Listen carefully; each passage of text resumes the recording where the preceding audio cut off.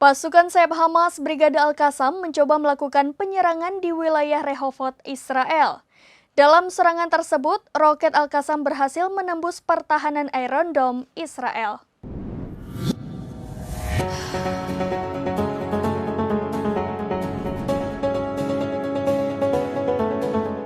Pasukan sayap Hamas Brigade Al-Qassam mencoba melakukan penyerangan ke wilayah Israel, tepatnya Rehovot. Dalam serangan tersebut, roket Al-Qassam berhasil menembus pertahanan Iron Dome Israel. Dari video yang tersebar, terlihat penampakan Rehovot usai diserang oleh Brigade Al-Qassam. Serangan itu mengakibatkan wilayah Rehovot langsung porak-poranda. Pasalnya, bangunan termasuk rumah warga langsung hancur hingga nyaris serata dengan tanah.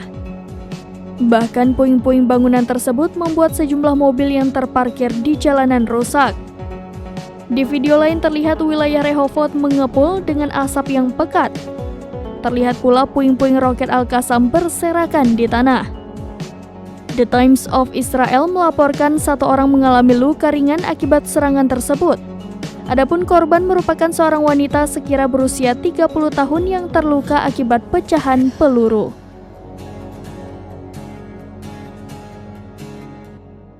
Demikian informasi terkini, Syedara Lon saksikan terus berita lainnya di kanal YouTube Serambi News, website dan Facebook serambinews.com.